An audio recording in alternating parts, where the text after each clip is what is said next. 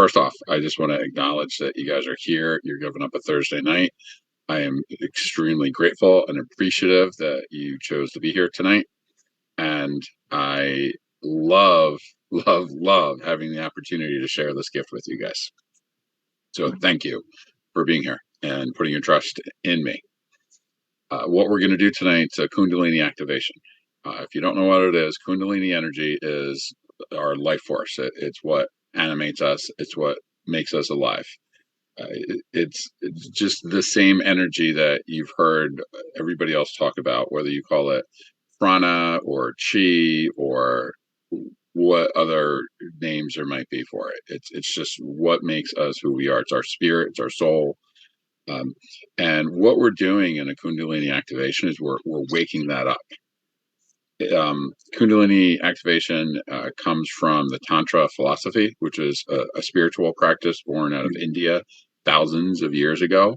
It's also the practice that led to yoga and a lot of other spiritual practices like meditation, though of course that popped up in other cultures as well.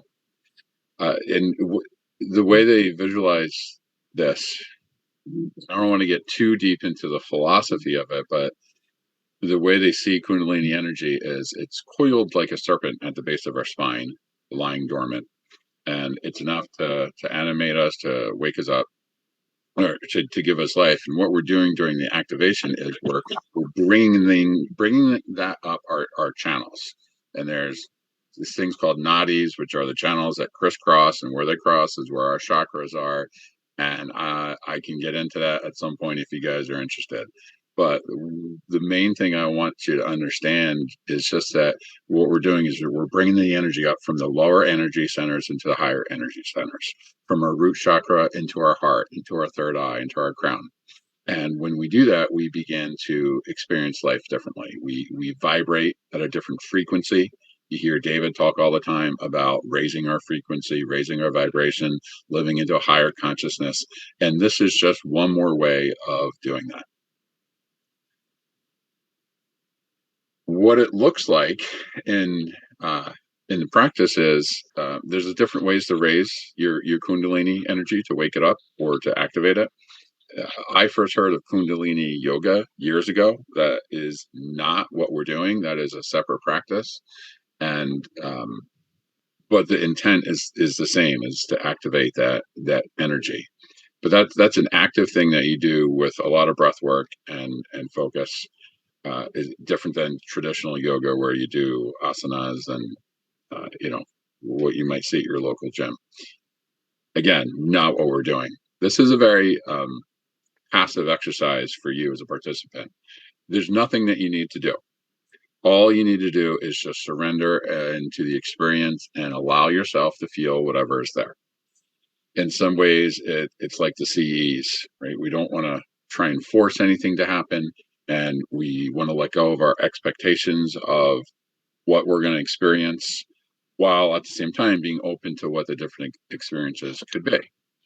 So what those experiences could be they run the gamut. You might see some people express themselves through movement.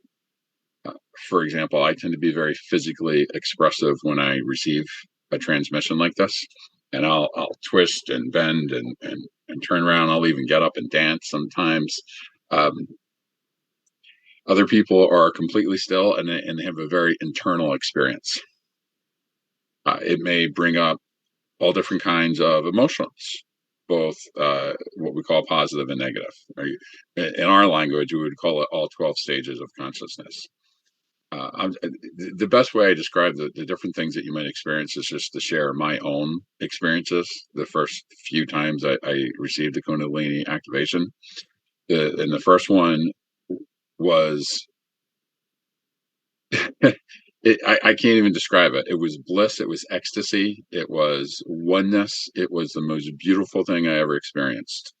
This was last summer, and I walked into a room where I knew nobody. I didn't know the practitioner. I just found a random thing on Eventbrite, clicked on it, signed up and went. And next thing you know, I'm on a yoga mat in a room full of people having what could only be called an energetic orgasm. And that doesn't do it justice. I kind of hate using that term because it is so much better and different than a physical orgasm, but that's the closest thing any of us have in terms of pleasure to relate the experience to. When I went back for a second session with the same practitioner, I had a similar experience, but it exceeded that first session double, if not triple, in terms of how good I felt.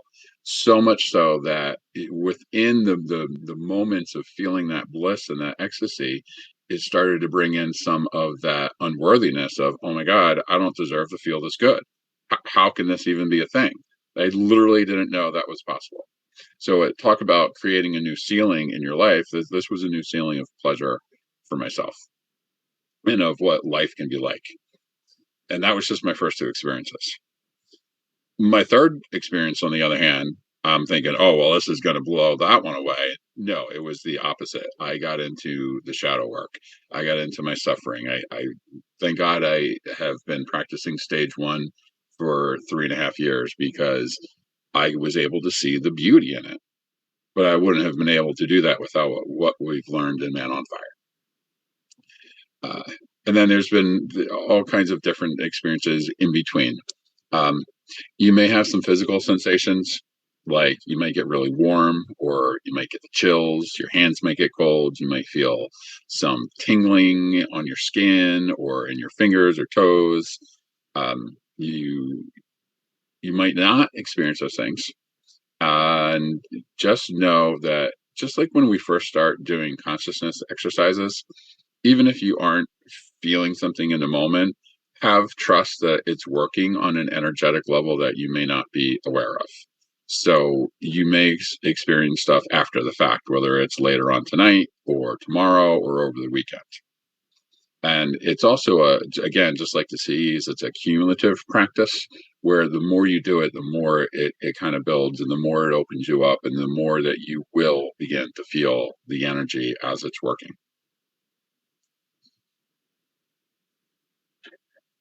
Any questions on any of that so far?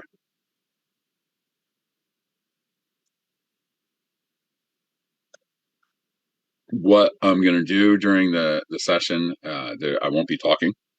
I will do some guided breath work for a couple of minutes, some Joe Dispenza type of breath work where we're pulling up the energy centers just to kind of prime ourselves to receive. And then I'm going to start a playlist and just share the music. And I'm not going to be guiding you through anything. And there's nothing that you need to do. There's not any, after we do the initial breath work, there's no specific way you need to breathe. There's no specific way you need to move or lay down or sit. And there are no rules. If you want to lay perfectly still and just feel the music, you can do that. If you want to get up and dance, if you want to start stretching or you're uncomfortable or you need to do some yoga poses, people do that. I encourage you to just be free in your expression. A lot of times people will express vocally, and it might be when if you're feeling some of that suffering, some of that comes up, some of that stage one cry might be there. There might be a rage that needs to be expressed, or it might be laughter, or you might start singing along with a song. It's all perfect. As Antonio likes to say when he's doing our CE calls, your experience is your experience, and it is exactly what it's supposed to be. So have an idea of what might happen and then let go of all your expectations for it.